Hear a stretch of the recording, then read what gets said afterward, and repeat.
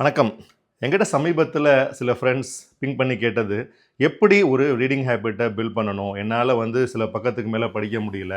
எப்படி அத ஒரு ஹேபிட்டா மாத்தணும் அப்படின்னு சொல்லிட்டு. இத பத்தி கற்றல் 2.0 நம்ம ஏற்கனவே பேசியிருந்தாலும், மறுபடியும் சிலர் கேட்பதனால் அந்த டிப்ஸ இங்க சொல்றேன். 10 simple steps on how to make reading a habit. First tip, இந்த புக்க நான் படிச்சு முடிச்சே ஆகணும். I must finish this book அப்படிங்கிற மைண்ட் செட். ஒரு போரிங்கான புக்கை கஷ்டப்பட்டு படித்து முடிக்கணுங்கிற அவசியம் நமக்கு கிடையாது. போரிங்காக இருந்துச்சுன்னா அந்த புக்கை தூக்கி உரமாக வச்சிடலாம். ரெண்டாவது டிப்பு, ரொம்ப மினிமலாக 2 to 3 minutes ஒரு நாளைக்கு படிக்கணும் அப்படிங்கிற மைண்ட் செட்டோட படிக்க ஆரம்பிங்க. அட்ட ஸ்ட்ரெச்சில் 30 நிமிஷம் உட்காந்து படிக்கணும் அப்படிங்கிற அந்த வைராக்கியம் ஆரம்பத்தில் தேவை கிடையாது. ஒரு பேஜை படித்தாலும் 2 to 3 minutes படித்து முடிக்கணும் அப்படிங்கிற அந்த டார்கெட்டை ஸ்மாலாக வச்சு ஸ்டார்ட் பண்ணுங்க. Choose interest over importance. ரொம்ப ஸ்மார்ட்டாக இருக்கணும், அதனால ஃபினான்ஸை பற்றி படிக்கலாம், இல்லை ஒரு ஹார்டான டாபிக் எடுத்து படிக்கலாம்னு நினைக்கிறத விட நமக்கு எது இன்ட்ரெஸ்ட்டாக இருக்கோ அதுலேருந்து ஸ்டார்ட் பண்ணால் ரீடிங்கை ஹேபிட்டாக மாற்றுறதுக்கு உதவும். ஃபார் எக்ஸாம்பிள், எனக்கு மணி ரிலேட்டடாக ஃபினான்ஸ் ரிலேட்டடாக படிக்கணுங்கிற எண்ணம் இருக்குது. ஆனால் அந்த கோலை ரீச் பண்ணுறதுக்கு நான் கொஞ்சம் கொஞ்சமாக தான் போக முடியும். எடுத்த உடனே ரொம்ப ஹார்டான டாபிக் எடுத்து படிக்க ஆரம்பிச்சேன்னா என்னால் படித்து முடிக்க முடியாது. இதை நான் ஏற்கனவே சொன்னது தான். மிக்ஸ் ஃபார்மேட்ஸ், ஒரு ஃபிசிக்கல் புக்கு இல்லை ஒரு ஆடியோ புக்கு இல்லை புக் அப்படின்னு சொல்லிட்டு புக்ஸை வெவ்வேறு ஃபார்மேட்டில் படிக்க ட்ரை பண்ணுங்கள். உங்கள் மார்னிங் உங்கள் மைண்டு ஃப்ரெஷ்ஷாக இருக்குது அப்படின்னா ஒரு ஃபிசிக்கல் புக்கை எடுத்து படிக்கலாம். அதுவே ஒரு டிரைவ் பண்ணும் போது, வாக் பண்ணும் போது ஆடியோ புக்ஸ் கேட்குறதுக்கு ஈஸியாக இருக்கும்.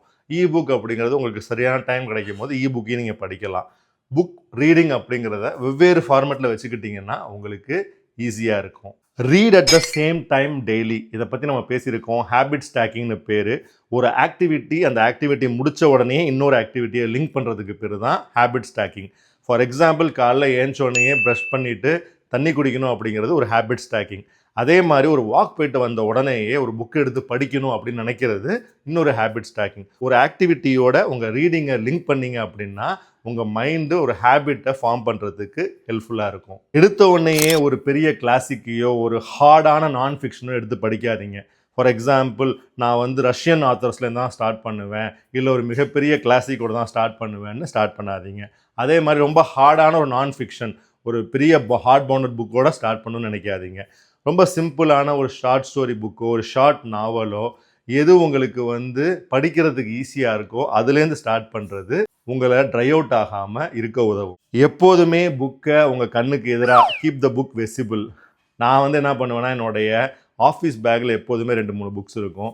என்னுடைய புக் ஷெல்ஃப் இருக்கும். புக்ஸ் எல்லா இடத்துலையுமே இருக்கும். என் பெட்ரூமில் ஒரு சில புக்ஸ் இருக்கும். எங்கெங்கெல்லாம் இடம் இருக்கோ அங்கெல்லாம் வச்சுருப்பேன்.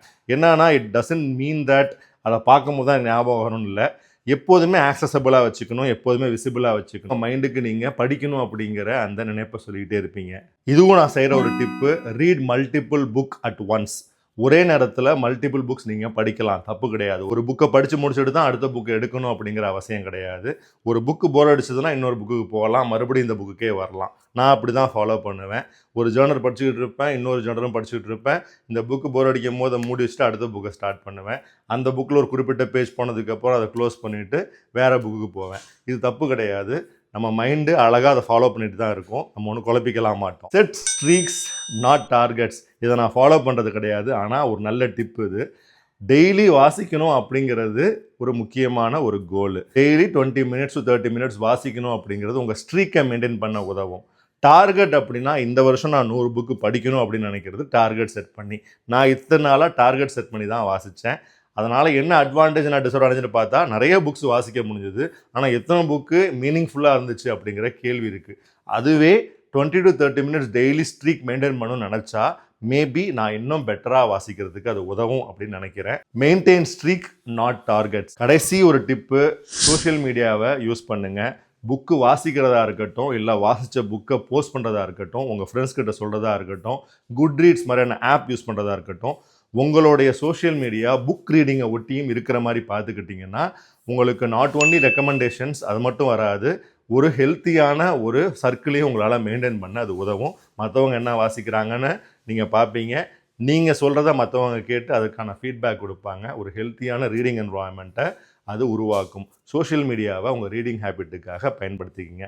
இந்த 10 சிம்பிள் டிப்ஸ் உங்களுடைய ரீடிங் ஹேபிட்டை கட்டமைக்க உதவும் அப்படின்னு நம்புகிறேன். வேறு ஏதாவது உங்களுக்கு கேட்கணும் அப்படின்னா கமெண்ட்லேயோ டிஎம்லேயோ கேளுங்க. பேசுகிறதுக்கு நான் ரெடியாக இருக்கிறேன். இன்னொரு காணொளியில் சந்திக்கலாம். நன்றி.